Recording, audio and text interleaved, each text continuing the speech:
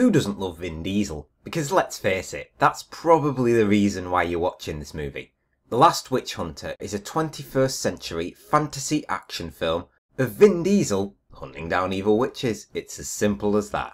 Now the movie actually starts off pretty promising. I'd say it's the best segment in the film easily.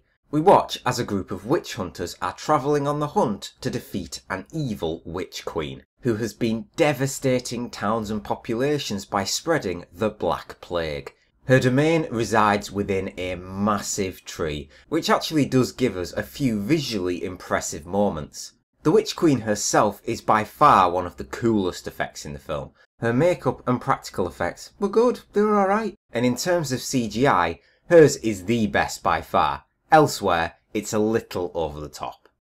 The Witch Queen begins to pick off each of the hunters one by one, whilst Calder, Vin Diesel's character, continues to push forward.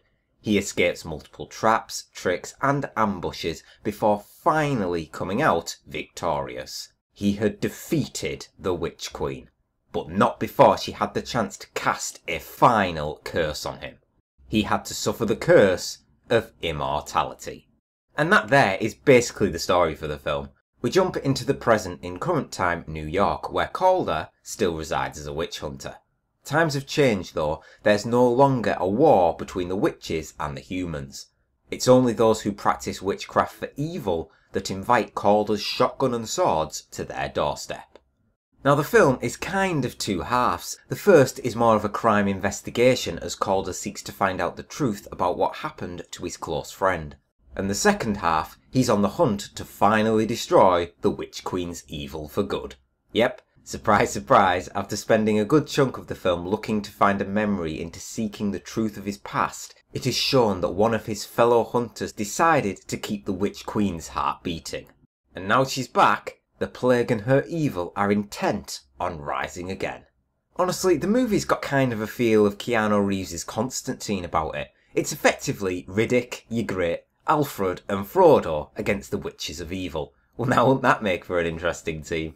The film's cast is clearly the strongest part of the film. The always likeable Vin Diesel plays our main character. He's just such a great screen presence and a super cool actor.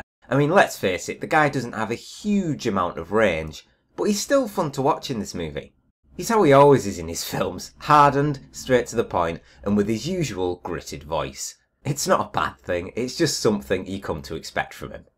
Now Diesel's supporting cast are his two sidekicks in Rose Leslie's good witch Chloe and Elijah Woods' priest.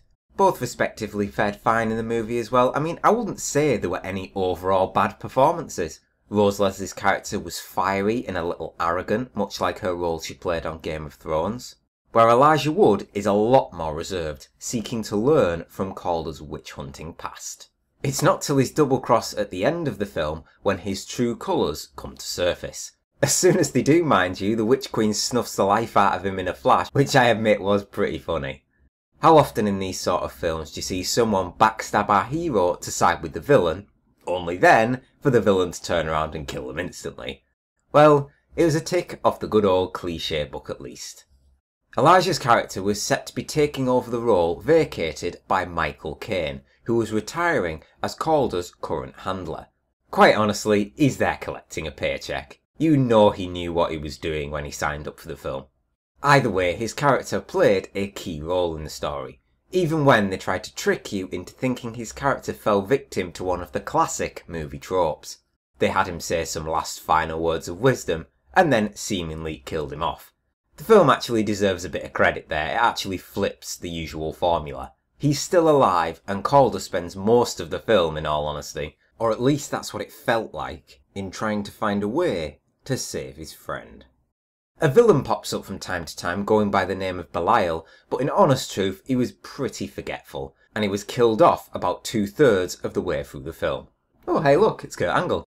Now in terms of action, there's a couple of essentially what feel like boss battles, especially towards the end of the film. Calder goes up against the sentinel that's been keeping guard of the witches that he's captured for over all of these years, but none of them really compared to the big bad herself in the Witch Queen.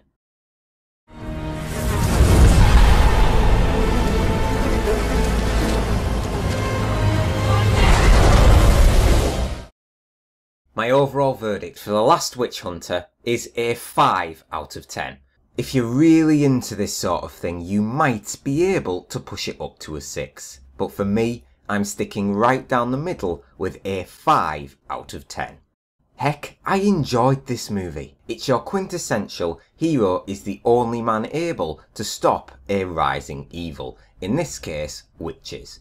Evil witch curses one of the hero's best friends, and hero spends the film tracking down a way to save his friend and destroy that evil for good. It's a premise which has been visited plenty of times throughout cinema history, so it's nothing original, and I was fine with that.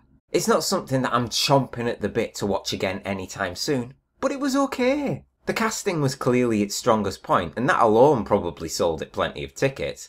And having the always enjoyable Vin Diesel alongside the likes of Michael Caine, Elijah Wood and Rose Leslie gave the film a strong look. I just felt that the film had so many missed opportunities along its way, and it was a little rushed, which disrupted the film's flow.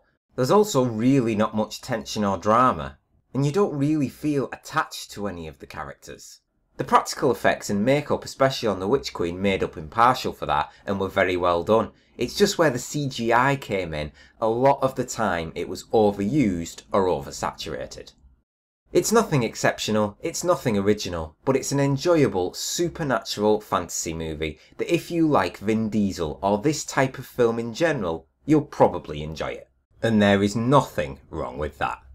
So if you guys have seen the film, what did you think of it? Let me know down in the comments. As always, thank you very much for watching. Please leave a like, comment and subscribe if you enjoyed the review, and I'll see you on the next one.